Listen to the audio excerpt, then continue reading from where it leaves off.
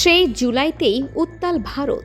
Fascist Sheikh হাসিনার পর এবার ফ্যাসিস্ট মোদির পদত্যাগের পালা। গুঞ্জন উঠেছে হাসিনার বুদ্ধিতেই নাকি মোদি আজ গদি হারাতে বসেছে। কিন্তু হঠাৎ হাসিনা কি এমন বুদ্ধি দিল যে দিল্লির বুকেও বাংলাদেশের ২৬-এর ছাত্র অভ্যুত্থানের সুর বাজতে শুরু করলো। মোদির পদত্যাগের মাধ্যমে সত্যিই কি ইতিহাসের পুনরাবৃত্তি ঘটতে চলেছে ভারতে? বিস্তারিত থাকছে আজকের প্রতিবেদনে।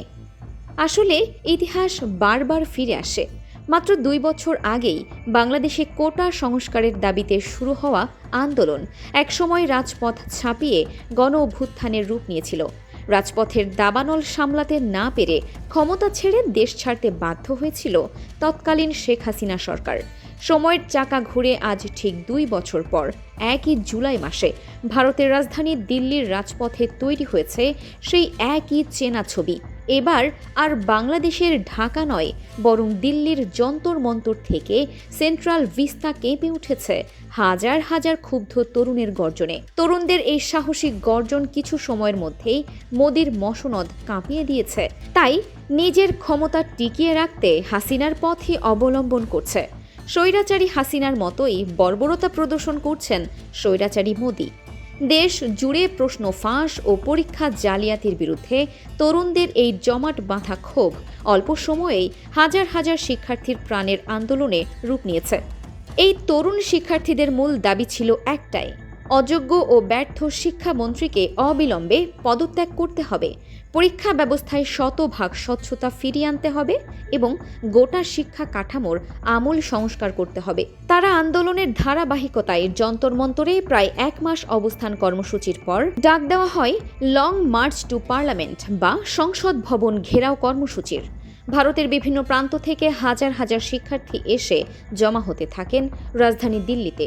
দূর দূরান্ত থেকে আসা তরুণদের চোখে মুখে ছিল ক্লান্তির জায়গায় অধিকার আদায়ের এক অদম্য দীপ্তি। আগের রাতে তারা যন্তর মন্তরে খোলা আকাশের নিচেই বানিয়ে ফেলেন নিজেদের অস্থায়ী ক্যাম্প। কেউ প্ল্যাকার্ড লিখছেন, কেউ হাতে হাত ধরে দেশাত্মবোধক গান গেয়েছেন, আবার কেউ ভোরের মিছিলে যেন কোনো বিশৃঙ্খলা না হয় তার প্রস্তুতিতে ব্যস্ত ছিলেন। সাধারণ মানুষও পিছিয়ে থাকেননি। সকালে তারা চা নাস্তা থেকে শুরু করে প্রয়োজনীয় খাবার পৌঁছে দিয়েছেন আন্দোলনকারীদের হাতে।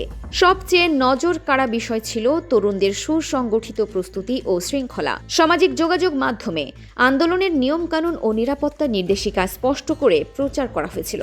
সঙ্গে রাখা হয়েছিল জরুরি আইনি সহায়তার নাম্বার, রুট ম্যাপ এবং স্বাস্থ্যবিধি নির্দেশিকা।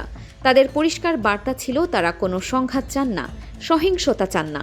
হাতে থাকবে শুধু জাতীয় পতাকা আর অবস্থান হবে সম্পূর্ণ অহিংস।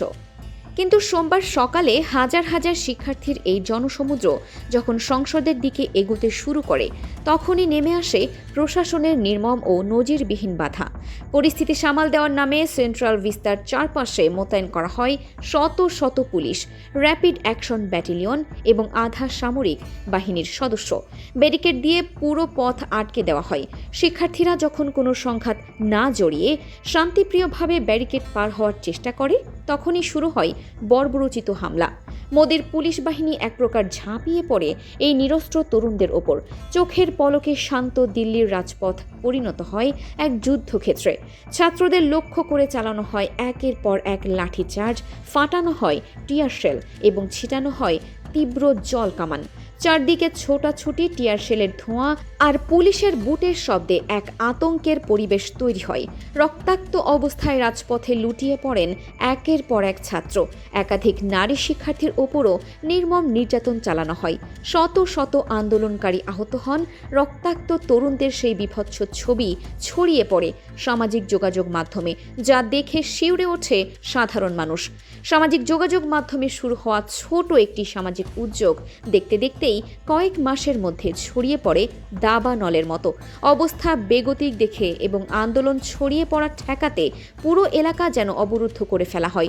নিরাপত্তার অজুহাতে মধ্য দিল্লির কয়েকটি বড় এলাকায় রাতারাতি বন্ধ করে দেওয়া হয় মোবাইল ইন্টারনেট পরিষেবা। বেশ কয়েকটি ব্যস্ত মেট্রো স্টেশন সিল করে দেওয়া হয়, যাতে দূর থেকে অন্য কোনো শিক্ষার্থী এসে মিছিলে যোগ দিতে না পারে। এই ধরনের ইন্টারনেট ব্ল্যাকআউট বা তথ্য যোগাযোগের পথ বন্ধ করে দেওয়া মূলত স্বৈরাচারী শাসনেরই পুরনো কৌশল। কিন্তু সরকার হয়তো ভুলে গেছে, ডিজিটাল যুগের শিক্ষার্থীদের আটকে রাখা এত সহজ নয়। আন্দোলনের এই চরম মুহূর্তে যখন রাজপথ উত্তপ্ত, ঠিক তখনই সিজেপির পক্ষ থেকে সমর্থকদের শান্ত থাকার অনুরোধ জানিয়ে বলা হয়, বাধা যত বড়ই আসুক না কেন, অহিংস পথ থেকে সরা যাবে না। এর কিছু পরেই পুলিশ তুলে নিয়ে যায় সংগঠনের প্রতিষ্ঠাতা অভিজিৎ দীপককে। একইভাবে শিক্ষার্থীদের আন্দোলনের সমর্থনে অনশনে বসা বিখ্যাত পরিবেশকর্মী ও শিক্ষাবিদ সোনম ওয়াংচুককেও জোর করে তুলে নিয়ে হাসপাতালে ভর্তি করা হয়। রাজপথ থেকে তরুণদের চ্যাংদোলা করে পুলিশের বাসে তোলার দৃশ্য বিশ্ববাসীকে স্তম্ভিত করে দেয়। সাধারণ মানুষেরা অনেকেই বলছেন, এই যেন বাংলাদেশে গত ২৪ জুলাই আগস্টে শিক্ষার্থীদের ওপর তৎকালীন শাসক গোষ্ঠীর চালানো সেই নিষ্ঠুর আক্রমণেরই এক হুবহু কার্বন কপি। ঘটনার সূত্রপাত বাংলাদেশের মতো কোটা কেন্দ্রিক না হলেও শিক্ষার্থীদের নৈতিক দাবি নিয়েই শুরু হয়েছিল আন্দোলন। সরকারি চাকরি ও জাতীয় পর্যায়ের ভর্তি পরীক্ষায় ব্যাপক প্রশ্ন ফাঁস ও জালিয়াতির ঘটনা লাখ লাখ সাধারণ ও মেধাবী শিক্ষার্থীর ভবিষ্যৎ রাতারাতি অন্ধকারের মুখে ঠেলে দেয়া তরুণ শিক্ষার্থীদের বুকে ক্ষোভের জন্ম দেয়। পরীক্ষার পেছনে দিনের পর দিন রাত জেগে যে তরুণরা স্বপ্ন বুনেছিল, জালিয়াতি আর দুর্নীতির বলি হয়ে তাদের সেই স্বপ্ন ধূলিসাৎ হয়ে যায়। এই অন্যায়ের ভার সহ্য করতে না পেরে মানসিকভাবে ভেঙে পড়ে অন্তত ২০ জন মেধাবী তরুণ আত্মহত্যার পথ বেছে নেন। যে শিক্ষা ব্যবস্থার কাজ ছিল তরুণদের ভবিষ্যৎ গড়া, সেই শিক্ষা ব্যবস্থা ও সরকারের নীতিহীনতার কারণেই অকালে ঝরে গেল এতগুলো তাজা প্রাণ। এই চরম অন্যায় আর দুর্নীতির প্রতিবাদেই জন্ম নেয় ককরোচ জনতা পার্টি বা সিজেপি। সাধারণের কাছে নামটি হাস্যকর বা ব্যঙ্গাত্মক মনে হলেও এর পেছনে লুকিয়ে আছে গভীর জীবন দর্শন। দলের প্রতিষ্ঠাতা অভিজিৎ দীপক যখন এই প্ল্যাটফর্মটি গড়ে তোলেন, তখন তার ভাবনা ছিল খুব পরিষ্কার। দেশের বড় বড় রাজনৈতিক দল আর ক্ষমতাবানেরা সাধারণ তরুণ সমাজকে তেলাপোকার মতোই তুচ্ছ আর মূল্যহীন মনে করে। তারা ভাবে যখন খুশি এই তরুণদের স্বপ্ন পিষে ফেলা যায়, দাবিয়ে রাখা যায়। কিন্তু ক্ষমতার দম্ভে অন্ধ শাসকেরা ভুলে যান যে তেলাপোকা এমন এক অদম্য প্রাণী যা পারমাণবিক বিস্ফোরণের মতো বড় ধ্বংসস্তূপের মধ্যেও টিকে থাকার ক্ষমতা রাখে। রাষ্ট্র যতই অত্যাচার আর নিপীড়ন চালাক না কেন, এই সাধারণ তরুণরাও ফিনিক্স পাখির মতো আবার ফিরে আসবে, ঘুরে দাঁড়াবে এবং অন্যায়কে চ্যালেঞ্জ করবে।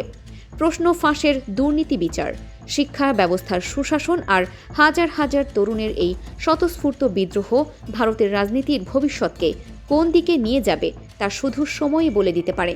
তবে একটা বিষয় খুব পরিষ্কার হয়ে উঠেছে, যখন তরুণেরা নিজেদের ভবিষ্যতের জন্য, নিজেদের অধিকারের জন্য রাজপথে নামে, তখন টিয়ার শেল, জল কামান কিংবা পুলিশের লাঠি দিয়ে তাদের কণ্ঠ স্তব্ধ করা যায় না।